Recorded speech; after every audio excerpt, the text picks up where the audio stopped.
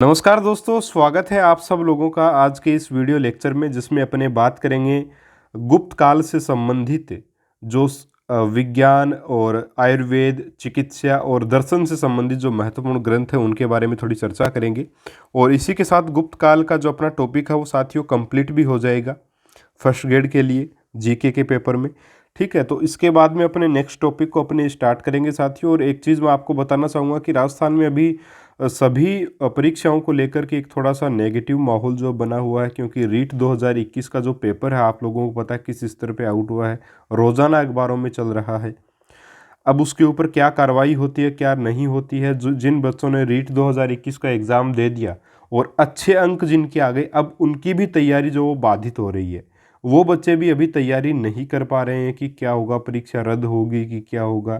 तो देखिए, ये सारी भविष्य की बातें हैं, अपन इसके ऊपर कुछ नहीं बोल सकते। बाकी रद्द होना थोड़ा सा मुश्किल नज़र आता है, बाकी गवर्नमेंट क्या करेगी क्या नहीं, अब ये गवर्नमेंट ही डिसाइड कर सकती है। तो आपको इस चीज़ में अपनी पढ़ाई की तरफ ध्यान रखना साथियों। और देखिए, बहुत मुश्किल होता है, हालांकि ये मेरे लिए बोलना आसान है कि पढ़ाई पर ध्यान रखो, बाकी वाकई में बड़ा मुश्किल होता है जब अपने अच्छे अंक आते हैं और कुछ इस प्रकार की स्थितियां बन जाती हैं। लेकिन दूसरी तरफ अगर देखा जाए तो जाहिर सी बात है, बहुत बड़े स्तर पर पेपर निकला भी है। तो अब इसमें क्या होता है क्या नहीं होता है, ये सारी एक प्रकार से गवर्नमेंट पर ही डिपेंड करता है साथियों। तो आपको मेरे हिसाब से जिन बच्चों के अच्छे अंक आए उनको बहुत ज़्यादा चिंतित होने की आवश्यकता नहीं है। आपको अपनी तैयारी पे फोकस रखना चाहिए। आप अपनी पढ़ाई करते रहिए साथियों, तभी इसमें आपको फ़ायदा होगा। अगर आप पढ़ाई छोड़ देंगे, है ना, तब बड़ी समस्या हो सकती है। समस्या ये हो सकती है, मान लीजिए बाई चांस 1% भी अगर मान लीजिए रीट 2021 रद्द हो जाती है, तो फिर आप कैसे पढ़ेंगे। तो पढ़ाई को आप जारी रखें, इस प्रकार से आप डिप्रेशन में बिल्कुल भी न जाएं। अब क्या होगा क्या नहीं होगा ये भविष्य में है, गवर्नमेंट के ऊपर डिपेंड करता है। आपका कार्य जो वो पढ़ना है साथियों, तो आप उसको जारी रखें। ठीक है, तो चलिए शुरू कर लेते हैं आज की इस वीडियो को और बात करते हैं सबसे पहले भास्कर प्रथम की। और भास्कर प्रथम जो थे साथियों, वो आर्यभट्ट से बहुत अधिक प्रभावित थे।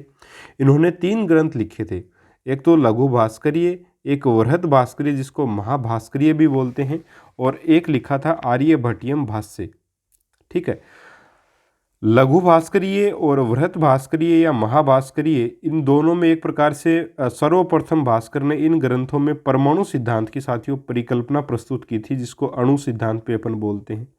तो सबसे पहले इन्हीं ग्रंथों में जो वो भास्कर प्रथम के द्वारा परमाणु सिद्धांत की परिकल्पना की गई थी। ठीक है, इसके अलावा आर्यभट्टियम जो भाष्य है उस वो एक प्रकार से संस्कृत गद्य में लिखा गया साथियों। और संस्कृत गद्य में लिखित गणित एवं खगोल शास्त्र की प्रथम पुस्तक साथियों ये आपकी है आर्यभट्टियम भाष्य, जो कि भास्कर प्रथम के द्वारा लिखा गया है।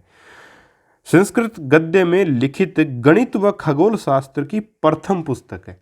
ठीक है, यानी कि गणित और खगोल शास्त्र पर पुस्तकें तो बहुत हैं, लेकिन वो भी संस्कृत में और वो भी गद्य में। ठीक है, प्रथम पुस्तक है। ठीक है साथियों, आगे बात करें तो आयुर्वेद से संबंधित ग्रंथों की बात करते हैं, जिसमें सबसे पहले बात करते हैं धन्वंतरी की। ये चंद्रगुप्त द्वितीय के नवरत्नों में शामिल थे साथियों। इन्होंने ग्रंथ लिखा आयुर्वेद संहिता, और इन्हें विष्णु का अवतार तथा देवताओं का वेद्य जो वो माना गया है। तो यह भी थोड़ा सा महत्वपूर्ण है, याद रखिएगा इसको। आगे बढ़े, महर्षि चरक जो साथियों, वो उन्होंने लिखी चरक संहिता, जो कि आयुर्वेद से संबंधित है। सुश्रुत में उन्होंने लिखी सुश्रुत संहिता।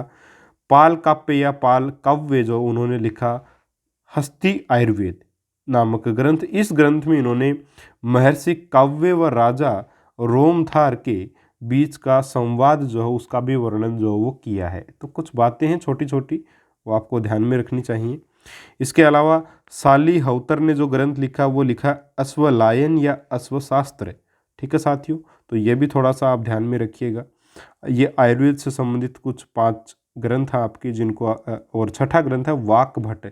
इसमें अष्टांग हृदय और अष्टांग संग्रह, है ना, ये 2 ग्रंथ इनके हैं। अष्टांग हृदय और अष्टांग संग्रह किसके हैं, वाकभट के। तो ये भी आपको थोड़ा सा ध्यान में रखना है। बस इनका आपको याद रखना है कि भाई ये ग्रंथ किसका है। इतना ही महत्वपूर्ण है, कोई ज़्यादा इसमें ऐसी चीज़ नहीं है जो आपको कि कोई रटना पड़े, कुछ ऐसा करना पड़े, ऐसी कुछ भी नहीं है इसमें, है ना। तो जो आपके लेखक हैं, जो ग्रंथकार हैं, उनका नाम, साथ में जो ग्रंथ है उसका नाम, और वह ग्रंथ किसके द्वारा लिखा गया है, ये चीज़ें अगर आप ध्यान रख लेते हैं तो मोर देन सफिशिएंट है साथियों, क्योंकि कोई बड़ा टॉपिक नहीं है। इसके अलावा बात करें अपने चिकित्सकीय ग्रंथ की, तो वो है नागार्जुन ने लिखा एक इनका जो ग्रंथ है, ये 3 ग्रंथ हैं इनके, लोहा शास्त्र, रस रत्नाकर और आरोग्य मंजरी। ठीक है, लोहा शास्त्र, रस रत्नाकर, आरोग्य मंजरी। लोहा शास्त्र में इन्होंने बताया क्या, देखिए इन्होंने बताया कि सोना, चांदी, लोहा एवं तांबा में रोग प्रतिरोधक क्षमता साथियों पाई जाती है, इन्होंने बताया। और इनका प्रयोग करके इन्होंने क्या, यानी कि प्रयोग से रोग निवारण में इन्होंने इनका प्रयोग किया। किस रूप में, भस्म के रूप में किया।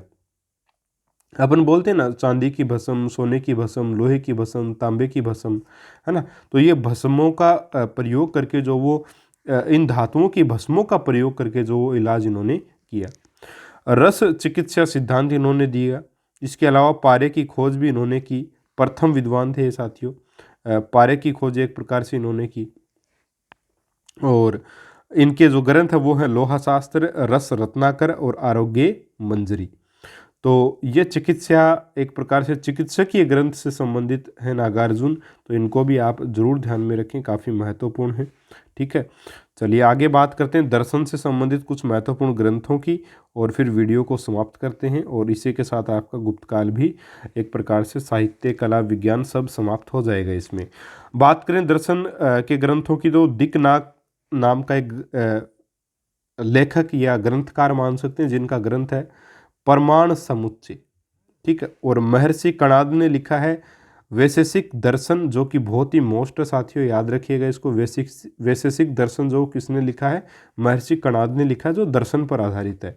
साथ ही में महर्षि कणाद जो है, उन्होंने अणु सिद्धांत भी जो है वो दिया है। तो ये भी आपको आवश्यक रूप से याद रखना चाहिए, बहुत ही महत्वपूर्ण है आपका।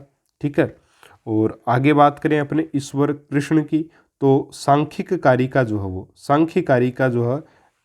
सांख्यिक कारिका नामक इन्होंने ग्रंथ जो वो लिखा है ईश्वर कृष्ण ने।